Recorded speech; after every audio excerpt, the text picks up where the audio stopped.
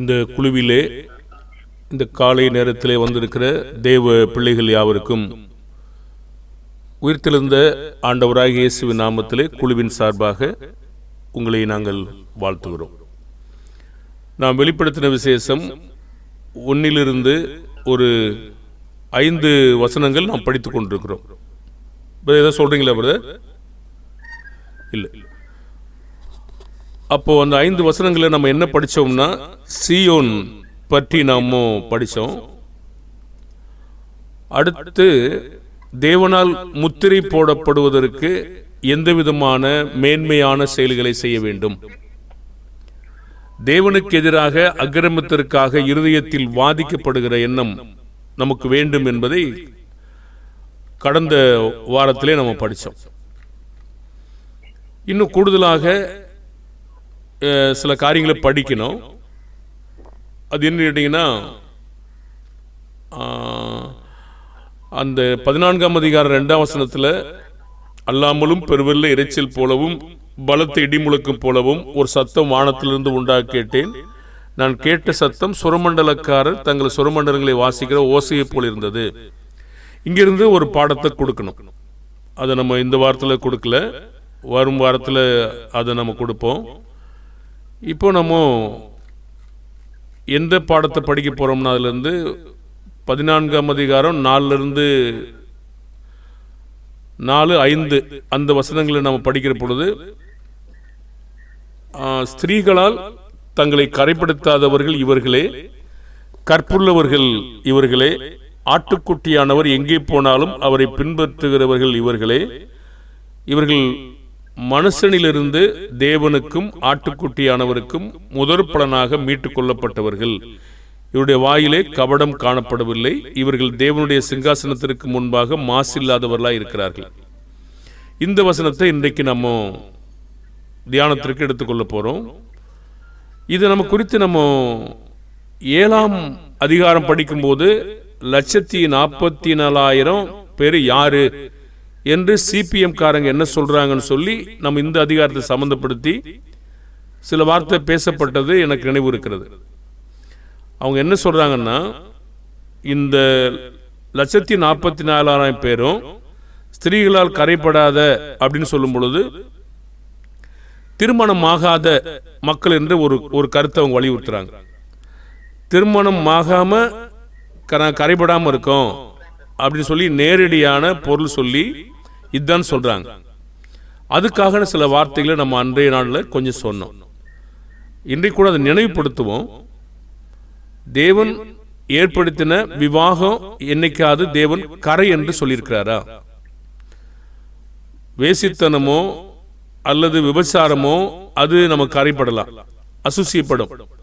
ஆனா விவாகத்தை போய் தேவன் கரைப்படுறாரு, கணவன் மனைவி இணைப்பு கரை என்று நமக்கு எங்கே பதிவுல இருக்கிறது? பழைய ஏற்பாட்டில் ஒரு சட்டம் இருக்கு, சில வேலைகளை செய்யும் பொழுது அவங்க சுத்தமா இருக்கணும். அது பூமிக்குரிய காட்சி. சுத்தமா இருக்கிறதுக்கும் கரையாகிறதுக்கும் வித்தியாசம் இருக்கு. இந்த விவாகம் ஆகாதவங்க தான் நாங்க தான் பரலோகம் போவோம் அப்படின்ற ஒரு பொய்யான கருத்து, ஒரு மாயான கிரியேட் தான் பண்ணியிருக்காங்க. ஏன்னா எபிரேயர் 13:4 தேவன் சொல்றாரு, விவாகம் யாவருக்கும் கனம் உள்ளது சொல்றாரு, மதிப்புள்ளது.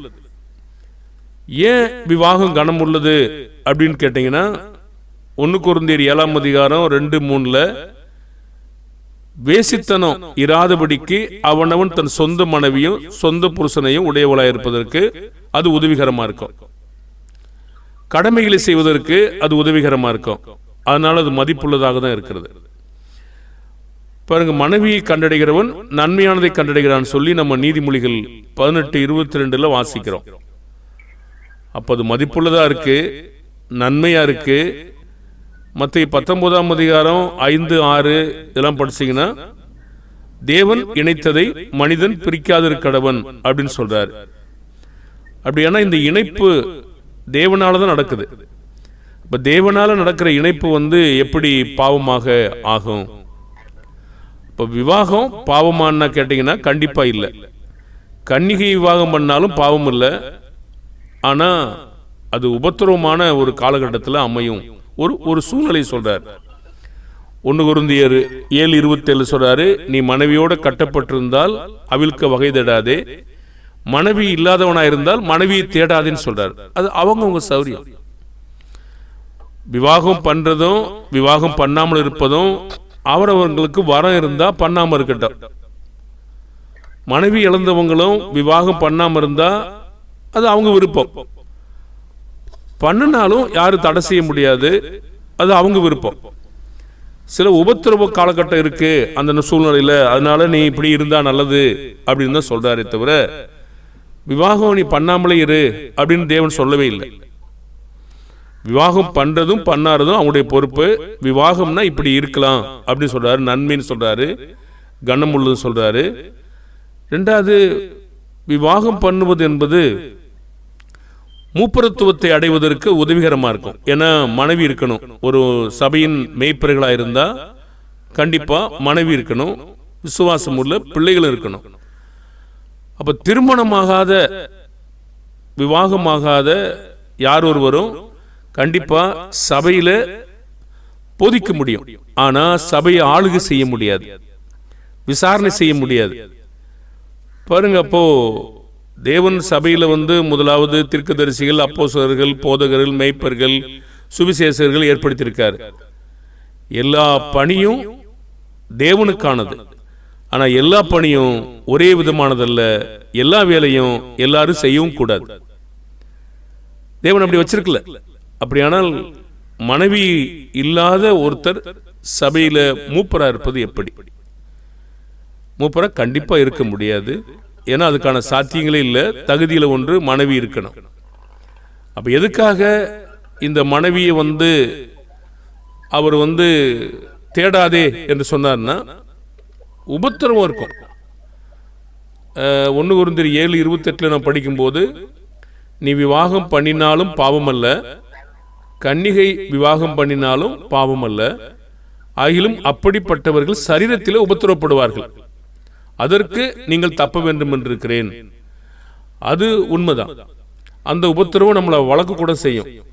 அப்ப சரீரத்தில் உபத்திரவம் இருக்கும், அது உண்மையான காரியமாக இருக்கிறது. அதுக்காக தான் சொல்றார், பண்ண வேண்டாம் அப்படின்லாம் ஒன்றும் சொல்லல. அதுக்கான காரணத்தை நீ கரையாயிடுவ, அதுக்கு பண்ண வேணாம் அப்படின்லாம் ஒன்றும் சொல்லல. விவாகம் பண்ணினவங்க எதை குறித்து கவலைப்படுவாங்கன்னா, 1 கொரிந்தியர் 7:33, 34 விவாகம் பண்ணினவன் தன் மனைவிக்கு எப்படி பிரியமாயிருக்கலாம் என்று உலகத்துக்குரியவர்களுக்காக கவலைப்படுவான். அதுபோல மனைவியானவளும் கன்னிகளுக்கு வித்தியாசம் உண்டு. விவாகம் இல்லாதவள் சரீரத்திலும் ஆத்துமாவிலும் பரிசுத்தமாக இருக்கும்படி கர்த்தருக்குரியவர்களுக்காக கவலைப்படுகிறார். விவாகம் பண்ணினவள் தன் புருஷனுக்கு எப்படி பிரியமாயிருக்கலாம் என்று உலகத்துக்குரியவர்களாக கவலைப்படுகிறார். இது அந்த காட்சி இருக்கிறது. அவங்க என்ன சொல்றாங்கன்னா, பாருங்க, நாங்க மொத்தமா கவலைப்படாம தேவனுக்காக மட்டும்தானே கவலைப்படுவோம் அப்படின்றாங்க.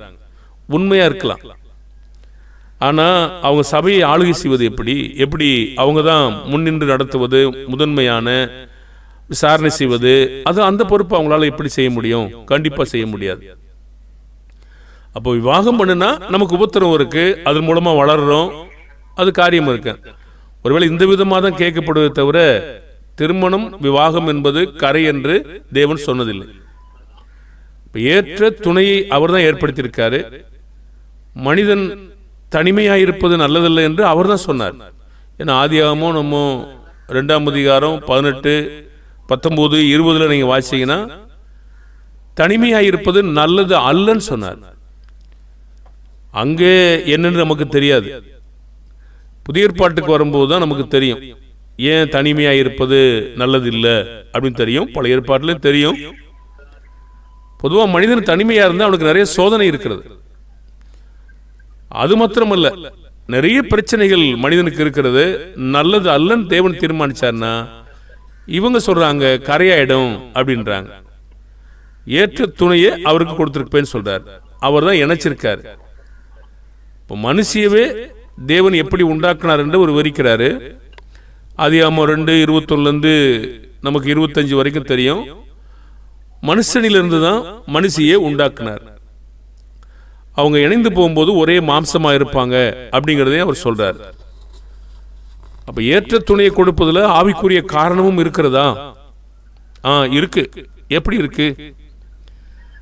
ஒரு துணைய தனியா உண்டாக்காம மனுஷனிலிருந்து எடுத்து உண்டாக்குனார்னா அதுக்கு ஒரு காரணம் இருக்கா?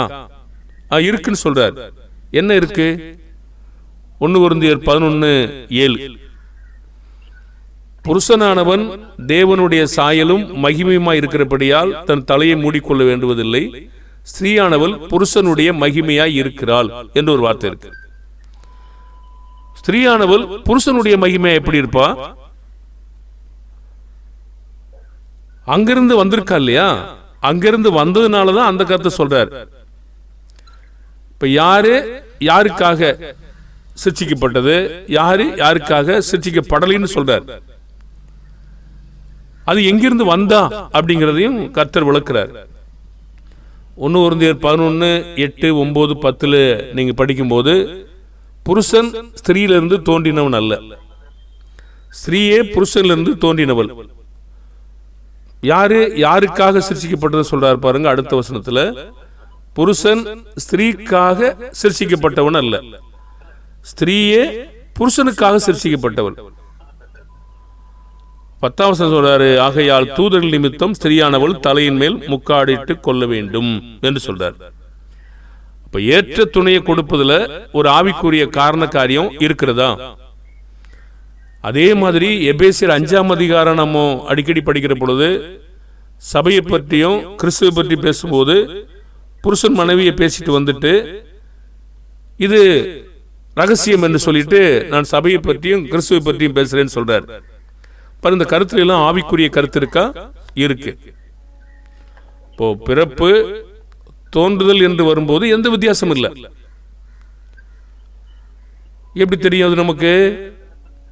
1 கொரிந்தியர் 11ஆம் அதிகாரம் 11-12 ஆகிலும் கர்த்தருக்குள் ஸ்திரீ இல்லாமல் புருஷனும் இல்லை, புருஷன் இல்லாமல் ஸ்திரீயும் கிடையாது. ஸ்திரீயானவள் புருஷனிலிருந்து தோன்றுகிறது போல புருஷனும் ஸ்திரீயினால் தோன்றுகிறான், சகலமும் தேவனால் உண்டாயிருக்கிறது. இதுல என்ன வித்தியாசம் இருக்கு? ஒரு வித்தியாசம் இல்லை. பாருங்க, ஒரு கருத்துல வித்தியாசம் இல்லை, இன்னொரு கருத்துல அது புருஷனிலிருந்து தான் அவ வந்திருக்கிறான். தேவன் ஒரு ஆவிக்குரிய கருத்தை வச்சிருக்கார். அப்ப இந்த மனைவியை புருஷனுடைய பிரமாணத்திலும் கட்டப்படுகிற அப்படி காரியத்தை வச்சிருக்காரு. சபையானது கிறிஸ்துவுக்குள்ள இருக்கின்ற ஒரு திட்டத்தை வச்சிருக்காரு. 1 கொரிந்தியர் 7:39 மனைவியானவள் தன் புருஷன் உயிரோடு இருக்கும் காலமளவும் பிரமாணத்தினால் கட்டப்பட்டிருக்கிறாள். தன் புருஷன் மரித்த பின்பு தனக்கு இஷ்டமானவனாயும் கர்த்தருக்கு உட்பட்டவனமாயிருக்கிற எவனையாகிலும் விவாகம் பண்ணிக்கொள்ள விடுதலையா இருக்கான்னு சொல்றாரு. இல்ல கரையாயிடும் அப்படிலாம் சொல்லல. இப்போ உலகம் உடன்கட்டை யார சொல்லுச்சு இல்லையா? அது எங்கிருந்து கத்துக்கிட்டாங்க அவங்க? பாருங்க, உலக ரீதியா ஒரு பெண்ணு தனியா இருந்தா கெட்டு போயிடுவான்னு சொல்லி அவங்க யோசிச்சிருக்காங்க. ஆனா கர்த்தர் சொல்றாரு, நீ விவாகம் பண்ணிக்கலாம், விடுதலையா இருக்க அப்படின்னு சொல்றாரு. இந்த ஒழிப்பு முறையெல்லாம் யார் கொண்டு வந்தது, எப்ப வந்தாங்கன்னு சரித்திர ஆராய்ச்சி பண்ணும்போது நமக்கு தெரியும். பாருங்க, இந்த உலகத்தில் இன்னைக்கு ஆதிக்கம் செலுத்தக்கூடிய இந்த மக்கள் தான் இந்த கட்டளையெல்லாம் கொண்டு வந்து உடன்கட்டை ஏறும்படி செஞ்சிருக்கிறாங்க. அப்ப இந்த நிலைமையெல்லாம் ஒழிக்க நிறைய பாடுபட்டிருக்காங்க. ஆனா வேதம் அதுக்கு முன்னாடி சொல்லுது அவங்க விடுதலையா இருக்காங்க அப்படின்னு சொல்லுது. இப்போ புருஷன் மனைவி பற்றி சில விதிமுறைகளையும் தேவன் கையாளும்படி கட்டளையிட்டு இருக்காரு. ரோமர் 7ஆம் அதிகாரம் 1, 2, 3 பார்த்தீங்கன்னா உயிரோடு இருக்கிற வரைக்கும் புருஷனுடைய நிபந்தனைக்கு உட்பட்டு இருக்கிறார், மரித்த பின்பாடி விடுதலையா இருக்கிறார். அதனால விபச்சாரி கிடையாது, அதுக்கு முன்னாடி விபச்சாரியா இருக்கான்னு சொல்றாரு. அன்பு கூறுறது, அவங்க நேசிக்கிறது, இதெல்லாம் கூட கட்டளையிட்டு இருக்காரு. மனைவியானவள் புருஷருக்கு கீழ்ப்படிந்திருக்க வேண்டும் என்று கட்டளையிட்டு இருக்காரு. புருஷர்கள் மனைவிகளில் அன்பு கூற வேண்டும் என்றும் கட்டளையிட்டு இருக்காரு. இதெல்லாம் நம்ம ஏன் வலியுறுத்துறோம் அப்படின்னு கேட்டீங்கன்னா, இந்த மக்கள் புரிந்துக்கிறது மாதிரி விவாகம் கரை இல்லை, அது கனமுள்ளது, மதிப்புள்ளது. சபையை ஆளுகை செய்கிற அளவுக்கு மூப்பரத்துவத்தை உடையவராக்குவது. பாருங்க, இதெல்லாம் தேவன் ஒரு திட்டம் வச்சிருக்காரு. அப்போ இதெல்லாம் கீழ்ப்படிந்திருக்கணும் அப்படி சொல்லும் பொழுது அது எவ்வளவு மகிமையானதா இருக்கிறது, நன்மையா இருக்கிறது என்பதை பார்ப்போம். அதை விட்டுட்டு ஸ்திரீகளால் கரைப்படுத்தாதவர் நாங்க தான்னா, கல்யாணம் கட்டாதவங்க தான் கரைன்னு சொல்லி தாங்கள் லிட்டரலா நேரடியான பொருளாக அவங்க யோசிக்கிறாங்க. அதுக்கு ஆதாரம் வேணும் இல்லையா? நாம ஏன் இந்த வார்த்தையை பேசிட்டு ஒரு கேள்வி கேட்கிறோம், ஒரு வசனம் சொல்றோம், ஏன் தெரியுங்களா? நாம சொந்தமா பேசல, தேவனுடைய வார்த்தையிலிருந்து தான் பேசுறோம் என்பதுக்காக தான் கொடுக்கிறோம். ஆகையினால நம்முடைய ஆண்டவராகிய இயேசு கிறிஸ்து எந்த விதத்திலும் பிதா என்ன சொன்னாரோ அதையே பேசினார். அப்போஸ்தலர்களும் 1 கொரிந்தியர் 2ஆம் அதிகாரத்தின்படி மனுஷ ஞானத்தை அவங்க பேசல, தேவ ஞானம் போதிக்கிற பிரகாரம் தான் போதிச்சாங்க. இப்போ நம்ம மற்றவங்களுக்கு சொல்லும் போதும் மற்றவங்க அதை ஏற்றுக்கொள்வதற்கும் நிரூபணம் எப்பவுமே வேணும், சாட்சிகள் நமக்கு வேணும். அப்படி இல்லாத பொழுது நம்ம சொந்தமா பேசும்போது அவங்களுக்கு எந்த நிரூபணம் இருக்காது, சாட்சியும் இருக்காது. இப்போ நிரூபணம் அப்படின்றது நிரூபிக்கப்பட்ட தேவனுடைய வார்த்தை, அற்புதங்கள் மூலமாகவும் அடையாளங்கள் மூலமாகவும் பலவிதமான பலத்த செய்கள் மூலமாகவும் எபிரேயர் படிச்சுக்க முடியாது 2ஆம் அதிகாரத்தில் 1-4 வரைக்கும் அது நிரூபிக்கப்பட்டது. அப்ப நிரூபிக்கப்பட்ட இந்த வார்த்தையை நம்ம வார்த்தைக்கு வார்த்தை பேசணும். அது மற்றவங்களுக்கு நிரூபணமா இருக்கும், மற்றவங்களுக்கு சொல்லிக் கொடுப்பதற்கும் நிரூபணமா இருக்கணும். அப்படியானா நம்ம இந்த ஸ்திரீகள் கரையில் இது கனம் உள்ளது, மதிப்புள்ளது, இதற்கான ஆர்டரை தேவன் கொடுத்திருக்காருங்கிறத காட்டிக்கிட்டு இருக்கோம். அப்படிலாம் காட்டும்போது எதுக்கு கரையா இருக்கு, இது எப்படி கரையா இருக்கும் அப்படின்னு அவங்க புரிஞ்சுக்கிட்டாலும் சரி, தேவன் புரிந்து கொள்ளுதலை கொடுக்காத போதும் ஒன்றும் செய்ய முடியாது. ஏன்னா எபேசியர் 5:22 சொல்றாரு, மனைவிகளே கர்த்தருக்கு கீழ்ப்படுகிறது போல உங்க சொந்த புருஷருக்கும் கீழ்ப்படிங்கள்னு தான் சொல்றாரு. அது ஒரு மாடலையும் சொல்றாரு, கர்த்தருக்கு நீங்க எப்படி கீழ்ப்படுறீங்களோ அதே போல. புருஷன் மனைவிக்குள்ளாக பெரிய ரகசியம் சபைக்காக வைத்திருக்காரு. நம்ம நீண்ட பகுதியை அதை படிக்குமானா எல்லாருக்கும் உங்களுக்கு தெரியும். எபேசியர் 5:23-31 வரைக்கும். அப்ப இதெல்லாம் ஒரு நீங்க விவரிக்க முடியாத ஒரு ஆச்சரியமான பகுதிகளாக இருக்கிறது.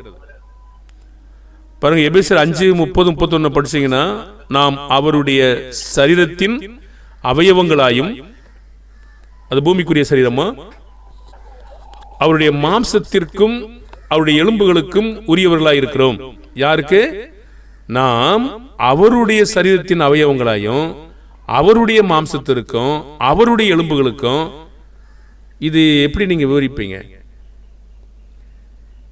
இது நிமித்தம் மனுஷன் தன் தகப்பனையும் தாயை விட்டு, இது நிமித்தம் சொல்றாரு பாருங்க, இது நிமித்தம் தன் தகப்பனை மனுஷன் தன் தகப்பனையும் தாயையும் விட்டு தன் மனைவியோட இசைந்து இருவரும் ஒரே மாம்சமா இருப்பாங்க. பிறகுதான் சொல்றாரு ரகசியம் அப்படின்னு சொல்றாரு. இப்ப தேவன் நமக்கு இணைத்த மனைவி நமக்கு கரையாய் கண்டிப்பாக இல்லை. அப்படியானால் அது நேரடியான ஸ்திரியை பற்றி பேசுவதில்லை, அது தெளிவாக இருக்கிறது. உருவகமான ஸ்திரீகளை பற்றியும் பாடம் பேசுது, அநேக இடங்கள்ல பேசுகிறது. மனைவி இல்லைன்னா பிள்ளைகள் எங்கே? பிள்ளைகள் இல்லைன்னா மூப்பர் எங்கே? பாருங்க, அப்போ சபைக்கு தேவன் ஏன் கண்காணிகளை ஏற்படுத்தணும்? குறைவாய் இருக்கிறவைகளை ஒழுங்குபடுத்தும்படி. அப்ப சுவிசேஷகன் போய் அதாவது ஒரு அப்போஸ்தலனாகிய பவுல், அவர் ஒரு மூப்பரா இருக்கல இல்ல. பாருங்க, அவர் தான் அநேக வேலைகளை செய்யறாரு தேவன், ஆனா அவர் மூப்பரா இல்ல. மற்ற அப்போஸ்தலர் இருக்கிறாங்க. 1 தீமோத்தேயு 3ஆம் அதிகாரம் 1-4 கண்காணிப்பை விரும்புகிறவன் நல்ல வேலையை விரும்புகிறான். இது உண்மையான வார்த்தை. அவனுடைய தகுதி அம்சங்களை கரெக்டா சொல்லிட்டே வர்றார். அவன் 4ஆம் வசனத்தை பார்த்தீங்கன்னா, சொந்த குடும்பத்தை நன்றாய் நடத்துகிறவனும் தன் பிள்ளைகளை சகல நல்லொழுக்கம் உள்ளவர்களாக கீழ்ப்படிய பண்ணுகிறவனுமா இருக்க வேண்டும். ஒருவன் தன் சொந்த குடும்பத்தை நடத்த அறியாதிருந்தால் தேவனுடைய சபையை எப்படி விசாரிப்பான் என்று சொல்றார். அப்படியானா இதுவரைக்கும் நம்ம பார்த்த பகுதியில் வேதம் எங்கேயாவது மனைவி ஸ்திரீகளால் கரைப்படுத்தாதவர்கள் வரையும் சொல்லும் போது அது மனைவியை பற்றி கண்டிப்பா சொல்ல, அது உலகமாய் இருப்பதற்கு வாய்ப்பு இருக்கிறது. அதுபோன்ற சில வசனங்களை நம்ம 7ஆம் அதிகாரம் படிக்கும் போது படிச்சோம். அந்த மாதிரி உலகத்திற்கு தொடர்பாக ஏன் அந்த ஸ்திரீயை காட்டுறாரு அப்படிங்கிறதுக்கு ஒரு காரியத்தையும் நம்ம காட்டணும். நிறைய காரியங்கள் என்ன, நீங்க வெளிப்படுத்தின விசேஷம் 17ஆம் அதிகாரம் 5ஆம் வசனத்தில் மேலும் ரகசியம், மகா பாபிலோன் வேசிகளுக்கும் பூமியில் உள்ள அருவருப்புகளுக்கும் தாய் என்னும் நாமம் அவள் நெற்றியில் எழுதியிருந்தது என்று சொல்லியிருக்குது. இப்படி நீங்க ஸ்திரீகளை பற்றி ஒரு விதமா விவரிக்கிறார். 17ஆம் அதிகாரம் 1 to 18 வரைக்கும் நீ கண்ட ஸ்திரீயானவள் பூமியில் ராஜாக்கள் மேல் ராஜ்யபாரம் பண்ணுகிற மகா நகரம் சொல்லி 18ஆம் வாசிக்கிறோம். சில இடங்கள்ல தேவன் இவ்விதமான ஸ்திரீயை பற்றி தான் பேசுறார். ஆனா நேரடியான ஸ்திரீ அது அப்படின்னு அது இல்லை. அன்பான தேவனுடைய தாசர்களே, தேவனுடைய வார்த்தையை படிக்கும்போது எது ஞான அர்த்தம், எது உருவகமான வார்த்தை, எது நேரடியான வார்த்தை, எல்லாமே நேரடியான வார்த்தையா, எல்லாமே உருவகமான வார்த்தையா, சூழ்நிலைகள் அதற்கான ஆதாரங்களை நாம் தேடி பயந்து நாம் கண்டுபிடிச்சு அதை பேசணும். பொதுவாக இந்த விதமான மக்கள் அதுக்காக திருமணம் பண்ணாமல் இருக்கிறாங்க. சரி, அவங்க விருப்பம். அவங்களுக்கு திருமணம் பண்ணாமல் இருக்கக்கூடிய வரம் இருந்தால் அவங்க இருக்கட்டும். ஆனால் திருமணம் பண்ணாமல் இருந்து கொண்டு வேசித்தனம் பண்ணாங்கன்னா அதை விட மோசமான காரியம் எதுவும் கிடையாது. ஆனால் திருமணம் பண்ணாமல் ஒரு சபையை ஆளுகை செய்கிறாங்க அப்படிங்கிறது வேதத்துக்கு முரணானது. ஆகவே விவாகம் கரையில் அது நன்மையானது, மகிமையானது, தேவன் நினைக்கிறது, அது மதிப்புள்ளது. தேவன் அது ஒரு ரகசியமாக வச்சிருக்காரு, மூப்பரத்துவத்துக்கு உதவி செய்யும். இப்படி நிறைய காரியங்கள் விவாகத்துக்குள்ள இருக்கிறது. வேசித்தனம் இல்லாமல் இருக்க முடியும், வர இருந்தா இருக்கட்டும், அது பிரச்சனை கிடையாது. ஆனா சபை அவங்க ஆளுகை செய்யவோ அதற்கான எந்த அதிகாரத்தையும் வேதத்தில் நம்ம என்ன செய்ய முடியாது, பார்க்க முடியாது. வரும் வாரத்தில் இன்னும் அந்த 1 to 4 வசனங்கள் நம்ம முடிக்கல. இன்னும் ஒரு பாடத்தையும் அதுல இருந்து நம்ம கொடுப்போம். அதுல இன்னொரு பாகம் இருக்கு. முதற் பலனாக அப்படின்னு ஒரு வார்த்தையை நம்ம பாக்குறீங்க. இவங்க மட்டும்தான் முதற் பலன் அப்படின்னா அது வசனத்தை நம்ம ஆமான்னு தான் சொல்லணும். நீங்க பாத்தீங்கன்னா 14:4 ஸ்திரீகளால் தங்களை கரைப்படுத்தாதவர்கள் இவர்களே, கற்புள்ளவர்கள் இவர்களே, ஆட்டுக்குட்டியானவர் எங்கே போனாலும் அவரை பின்பற்றுகிறவர்கள் இவர்களே, மனுஷனிலிருந்து தேவனுக்கும் ஆட்டுக்குட்டியானவருக்கும் முதற் பலனாக மீட்டுக் கொள்ளப்பட்டவர்கள். இது ஆமா தானே? ஆமா. ஆனா எது ஆமா இல்ல? இந்த திருமணம் பண்ணி கரையாயிட்டாங்கிறது ஆமா இல்ல கிடையாது. அப்ப முதற் பலனாக மீட்டுக் கொள்ளப்பட்டவங்க இது ஆமா தானே? அதை நீங்க மறுக்க முடியாது. அப்படியான அதை கூட நம்ம பார்க்கணும். அப்புறம் சுரமண்டல சம்பந்தமாக கொஞ்சம் பார்க்கணும், நமக்கு தெரியும். அப்போ பார்த்துட்டு அடுத்த கட்டத்துக்கு நம்ம போவோம். பிதாவாகிய தேவன் நம்மோடு கூட இருப்பாராக. நன்றி சகோதர சகோதரிகளே.